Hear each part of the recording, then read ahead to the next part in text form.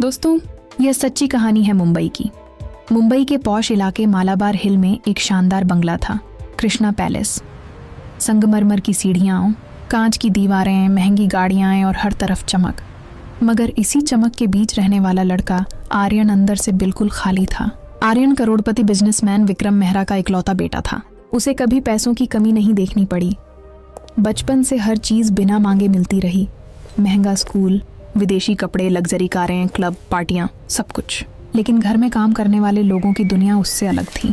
उन्हीं में एक थी गोरी, लगभग 22 साल की दुबली पतली लड़की, साधारण कपड़ों में, सर झुकाए चुपचाप काम करने वाली। वह सुबह सबसे पहले आती, झाड़ू पोंछा करती, बर्तन धोती, कपड़े साफ करती और ज़्यादा बात किए बिना शाम से पहले चली जाती। बाकी नौकर उस पर मजाक भी करते और कभी डांट भी देते, मगर वह कभी शिकायत नहीं करती थी। एक दिन किचन में वृद्ध कुक शांतिबाई ने पूछा, अरे गौरी, रोज इतनी जल्दी क्यों भागती है? थोड़ा आराम कर लिया कर। गौरी हल्का सा मुस्कुराई। घर पे माँ अकेली होती है और छोटा भाई भी। इतना कहकर वह फिर काम में लग गई। आर्यन ने उसे कई बार देखा था, मगर कभी ध्यान नहीं दिया। उसके लिए नौकर सिर्फ काम वाले लोग थे, इंसान नहीं। मगर गौरी में एक बात अलग थी। वह कभी उस चीज़ को हाथ नहीं लगाती थी जो उसकी नहीं होती। पैसे सामने पड़े रहें, महंगा सामान रखा हो, मगर उसकी नज़र उधर नहीं जाती। एक बार आर्यन की महंगी घड़ी सोफे के नीचे गिर गई। ढूंढने पर नहीं मिली, उसे लगा किसी ने चुरा ली। तभी गौरी धीरे से आई और बोली, साहब, ये सोफे के नीचे गिरी थी। उसने घड़ी दोनों हाथों से आगे कर दी। आर्यन ने बिना धन्यवाद कहे घड़ी ले ली, बस सर हिला दिया।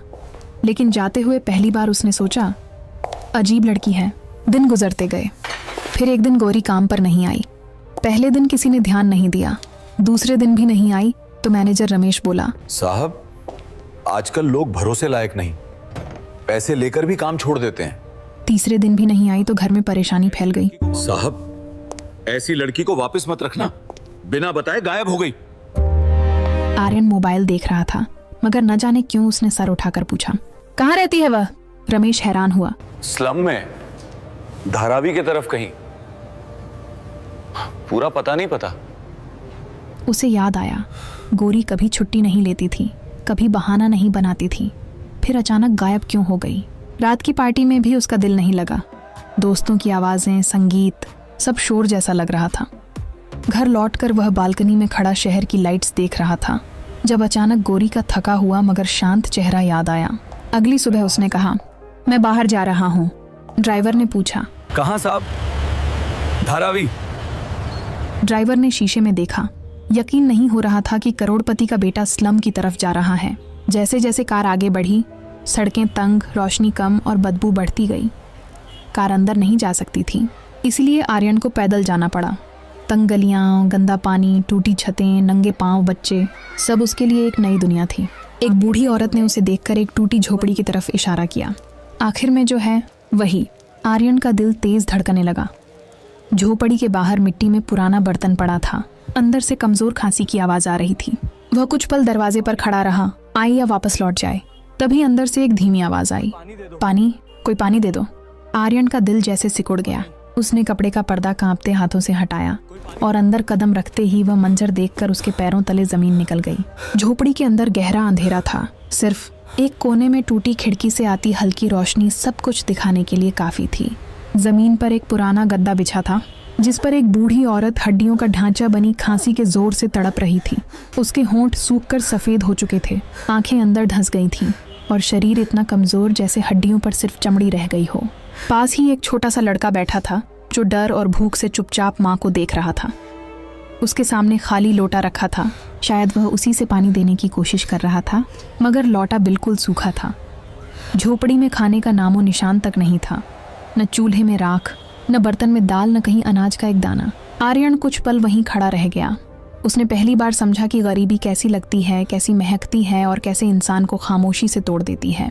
तभी बूढ़ी औरत फिर कराही, पानी। उसकी आवाज़ इतनी कमज़ोर थी कि लगता था हर शब्द के साथ उसकी सांस अटक रही है। आर्यन ने जल्दी से आसपास देखा। एक कोने में टूटी बाल्टी में थोड़ा सा गंदा पानी था। उसने बिना सोचे वही पानी लोटे में भरा और धीरे से उसके होंठों तक ले गया। बूढ़ी औरत ने कांपते हाथों से लोटा पकड़ने की कोशिश की, मगर ताकत नहीं थी। आर्यन ने सहारा देकर उसे पानी पिलाया। 2 घूंट जाते ही उसकी आंखों से आंसू बह निकले, जैसे किसी ने उसे नई जिंदगी दे दी हो। इसी समय दरवाजे पर आहट हुई। आर्यन ने मुड़कर देखा, दरवाजे पर गोरी खड़ी थी। उसके हाथ में दवाई का छोटा पैकेट और आधी भरी पानी की बोतल थी। सामने आर्यन को देखकर वह सन्न रह गई। कुछ पल दोनों बस एक दूसरे को देखते रहे। गौरी की आंखों में डर, शर्म और घबराहट सब एक साथ थे। वह जल्दी से अंदर आई, बोतल जमीन पर रखी और माँ के पास बैठ गई। माँ, पानी ले आई हूँ। उसकी आवाज़ कांप रही थी। उसने माँ का सिर धीरे से अपनी गोद में रखा और बोतल से पानी पिलाने लगी। बूढ़ी औरत ने मुश्किल से आंखें खोलकर बेटी को देखा, जैसे पहचानने में भी जान निकल रही हो। आर्यन अभी तक हैरानी में खड़ा था। वह समझ नहीं पा रहा था कि क्या कहे, क्या पूछे। यह वही लड़की थी जो उसके घर में चुपचाप काम करती थी और यहाँ उसकी जिंदगी इतनी भयावह हालत में थी। उसने धीमी आवाज में पूछा, तुम काम पर क्यों नहीं आई थी? गौरी ने नजर उठाए बिना जवाब दिया। माँ बीमार है, बस। शब्द कम थे मगर दर्द इतना था कि आर्यन और कुछ न पूछ सका। अचानक छोटा लड़का धीरे से बोला, दीदी भूख लगी है। उसकी आवाज इतनी मासूम और कमजोर थी कि आर्यन का दिल टूट सा गया। गौरी ने उसका सिर सहलाया। बस अभी कुछ लाती हूँ। मगर वह जानती थी कि झोपड़ी में कुछ भी नहीं है। आर्यन ने चारों तरफ दोबारा देखा। सच में खाने की कोई चीज नहीं थी। उसे याद आया कि वह घर से सिर्फ मोबाइल और वॉलेट लेकर आया था। उसने जेब से पैसे निकालकर गौरी की तरफ बढ़ाए। ये रखो, कुछ खाना ले आओ। गौरी तुरंत पीछे हट गई, जैसे पैसे छूना भी गलत हो। नहीं साहब, मैं संभाल लूंगी। उसकी आवाज में विनम्रता थी मगर खुददारी भी उतनी ही मजबूत। आर्यन ने सख्त लहजे में कहा, ये मदद नहीं, अभी जरूरत है। ये मदद नहीं, अभी जरूरत है। गौरी की आंखों में आंसू भर आए मगर उसने फिर भी पैसे नहीं लिए। तब बूढ़ी औरत ने कमजोर आवाज में कहा, ले ले बेटा, बच्चे भूखे हैं। यह सुनते ही गौरी टूट गई। उसने कांपते हाथों से पैसे लिए और सर झुका लिया। उसके आंसू जमीन पर टपकने लगे और आर्यन को लगा जैसे उनकी आवाज झोपड़ी में गूंज रही हो। आर्यन ने तुरंत कहा, मैं अभी बाहर से खाना लेके आता हूँ। वह जवाब का इंतजार किए बिना बाहर निकल गया। गली में आते ही उसे सांस लेना मुश्किल लगा। अभी कुछ देर पहले जो दुनिया वह छोड़कर आया था, अब वह दुनिया बहुत दूर लग रही थी। उसने पास की दुकान से जितना सामान मिल सका सब खरीद लिया। चावल, दाल, दूध, ब्रेड, बिस्कुट, खिल, दवाइयाँ। दुकानदार हैरान था कि इतना महंगे कपड़े पहना लड़का स्लम के लिए इतना सामान क्यों खरीद रहा है। जब वह वापस झोपड़ी में पहुंचा तो छोटा लड़का उसे ऐसे देख रहा था जैसे कोई फरिश्ता सामने आ गया हो। गौरी ने खामोशी से सामान लिया और तुरंत चूल्हा जलाने लगी। कुछ ही देर में झोपड़ी में पहली बार खाने की खुशबू फैलने लगी। बूढ़ी माँ की आंखों में भी हल्की चमक लौट आई और छोटा भाई चुपचाप बैठकर इंतजार करने लगा। आर्यन दरवाजे के पास खड़ा यह सब देख रहा था। आर्यन के दिल में पहली बार यह एहसास जागा कि असली खुशी क्या होती है, जब कोई भूखा पेट भरकर खा सके। जब खाना तैयार हुआ तो गौरी ने सबसे पहले अपनी माँ को खिलाया, फिर छोटे भाई को और आखिर में खुद बैठी। आर्यन ने पूछा, तुमने पहले क्यों नहीं खाया? उनके बिना मेरा पेट कैसे भर सकता है? ये सुनते ही आर्यन के अंदर कुछ गहरा टूट सा गया। उसे महसूस हुआ कि इस छोटी सी झोपड़ी में रहने वाले लोग उससे कहीं ज्यादा अमीर हैं, क्योंकि उनके पास एक दूसरे के लिए सच्चा प्यार है। वह धीरे धीरे बाहर निकलने लगा मगर पीछे से गौरी की आवाज आई, साहब वो रुकिए। आर्यन पलटा। गौरी की आंखों में शुक्रगुजारी और झिझक दोनों थे। उसने धीरे से कहा, आज अगर आप नहीं आते तो शायद। वह आगे न बोल सकी मगर बात पूरी हो गई थी। आर्यन के पास कोई शब्द नहीं थे। वह खामोशी से बाहर आ गया, लेकिन जाते जाते उसे महसूस हुआ कि आज उसकी जिंदगी की दिशा बदल गई है, क्योंकि पहली बार उसने पैसों से नहीं, इंसानियत से किसी को बचाया था। गली में आकर वह कुछ देर वहीं खड़ा रह गया। हाथ कांप रहे थे, दिल जोर से धड़क रहा था। आसपास वही गंदगी, वही बदबू, वही शोर था, लेकिन अब सब कुछ अलग लग रहा था। हर चीज में उसे दर्द और मजबूरी दिखाई दे रही थी। कार के पास पहुंचकर उसने दरवाजा खोला, मगर बैठने से पहले आखिरी बार पीछे मुड़कर तंग गली को देखा। उसे लगा जैसे उसका एक हिस्सा वहीं रह गया हो। घर पहुंचा तो नौकरों ने दरवाजा खोला। एसी की ठंडी हवा चेहरे से टकराई मगर उसे कोई सुकून नहीं मिला। वह सीधा अपने कमरे में गया और दरवाजा बंद कर लिया। कमरे में सब कुछ वहीं था, महंगा फर्नीचर, बड़ी स्क्रीन, नरम बिस्तर, लेकिन आज उसे यह सब बोझ लग रहा था। वह बार बार वही मंजर याद करने लगा। सूखी हुई बूढ़ी माँ, भूखा छोटा भाई और गौरी की झुकी हुई आंसू भरी आंखें। पहली बार उसे लगा कि उसका पैसा बेकार है। वह शाम तक कमरे से नहीं निकला। डाइनिंग टेबल पर तरह तरह के पकवान लगे थे, मगर उसे भूख नहीं थी। उसने बस पानी पिया और बालकनी में जाकर खड़ा हो गया। शहर की रोशनियां चमक रही थीं, मगर उसे उस चमक के पीछे गहरा अंधेरा दिखाई दे रहा था। अचानक उसे याद आया, गौरी की माँ की हालत बहुत खराब है, अगर इलाज न हुआ तो। ये सोचकर उसका दिल धड़क उठा। उसने फौरन फ़ोन उठाया और फैमिली डॉक्टर को कॉल की। डॉक्टर, आपको अभी मेरे साथ चलना होगा, किसी की जान बचानी है। डॉक्टर हैरान रह गया, मगर तैयार हो गया। थोड़ी देर में कार फिर उसी दिशा में दौड़ रही थी। जब कार स्लम के पास रुकी तो डॉक्टर चौंक गया। यहाँ आर्यन ने सर हिलाया और जल्दी से उतरकर आगे बढ़ा। इस बार उसके कदम पहले से तेज थे, जैसे डर हो कि कहीं देर न हो जाए। झोपड़ी के पास पहुंचकर उसे अंदर से हल्की सिसकियां सुनाई दी। उसका दिल जोर से धड़का। वह तुरंत पर्दा हटाकर अंदर गया। अंदर वही मंजर था, मगर पहले से ज्यादा भारी। गौरी माँ के पास बैठी रो रही थी। छोटा भाई कोने में सहमा हुआ था। बूढ़ी माँ की सांसें तेज चल रही थीं, जैसे हर सांस आखिरी हो सकती हो। आर्यन ने तुरंत डॉक्टर को बुलाया। डॉक्टर ने नब्ज देखी, आंखें चेक की और बैग से इंजेक्शन निकाला। कुछ ही मिनटों में झोपड़ी में हलचल बढ़ गई। गौरी डर और उम्मीद के बीच सब देख रही थी। इंजेक्शन लगने के बाद डॉक्टर ने धीरे से कहा, हालत बहुत कमजोर है, मगर संभल सकती है। ये सुनते ही गौरी फूट कर रो पड़ी। माँ का हाथ पकड़ लिया और बार बार भगवान को पुकारने लगी। छोटा भाई भी उससे लिपट गया। आर्यन एक कोने में खड़ा यह सब देख रहा था, जैसे यह सब किसी अपने के लिए हो रहा हो। डॉक्टर ने कहा कि अगर दवाइयाँ और खाना वक्त पर मिलते रहे तो माँ ठीक हो सकती हैं, वरना मुश्किल होगा। If medicines and food are given on time, then mother can recover. Otherwise, it will be difficult. वह पूरी बात कह न पाया, मगर आर्यन सब समझ गया। उसने तुरंत कहा, जो भी जरूरत हो मैं करूँगा। डॉक्टर ने उसे ऐसे देखा जैसे पहली बार समझा हो कि यह लड़का यहाँ क्यों आया है। डॉक्टर के जाने के बाद झोपड़ी में कुछ देर सन्नाटा छा गया। गौरी ने आंसू पोंछे और धीमे से पूछा, साहब, आपने इतना सब क्यों किया? उसकी आवाज में हैरानी भी थी और थोड़ा डर भी, जैसे उसे किसी कीमत या एहसान का भय हो। आर्यन कुछ पल चुप रहा, फिर बोला, क्योंकि कोई तो होना चाहिए जो मदद करे। उसके शब्द साधारण थे, मगर सच्चाई से भरे हुए। गौरी ने पहली बार उसकी तरफ सीधे देखा। शायद पहली बार उसे वह सिर्फ मालिक नहीं, एक इंसान लगा। रात होने लगी थी। बाहर अंधेरा फैल रहा था, लेकिन झोपड़ी के अंदर एक छोटी सी उम्मीद जल उठी थी। आर्यन जाने लगा तो छोटा भाई धीरे से उसके पास आया और उसका हाथ पकड़ लिया। उसकी आंखों में मासूमियत थी। वह धीमी आवाज में बोला, भैया कल भी आओगे? यह सुनकर आर्यन का गला भर आया। उसे लगा जैसे किसी ने उसे अपना बना लिया हो। उसने हल्की सी मुस्कान के साथ कहा, हाँ, आऊंगा। बच्चे के चेहरे पर पहली बार सच्ची खुशी आई। आर्यन बाहर निकल गया, लेकिन इस बार उसके कदम हल्के थे। उसे लगा वह खाली हाथ नहीं जा रहा, बल्कि दिल में कुछ कीमती लेकर जा रहा है। कार में बैठते ही उसने आंखें बंद कर लीं। आज उसे पहली बार समझ आया कि जिंदगी सिर्फ अपने लिए जीना नहीं है, कभी कभी किसी अजनबी के लिए रुक जाना ही इंसान होने की असली पहचान है। उसे अंदाजा नहीं था कि इसका यह फैसला आगे उसकी पूरी दुनिया बदल देगा। अगली सुबह वह बहुत जल्दी उठ गया। नींद पूरी रात नहीं आई थी, बस वही झोपड़ी, वही बीमार माँ और वही आवाज उसके कानों में गूंजती रही, भैया कल भी आओगे? वह बिना खाए तैयार हुआ और ड्राइवर से बोला, सीधे बाजार चलो। रास्ते भर वह चुप रहा। सिर्फ एक ही ख्याल था, आज उन्हें भूखे नहीं रहने देना है।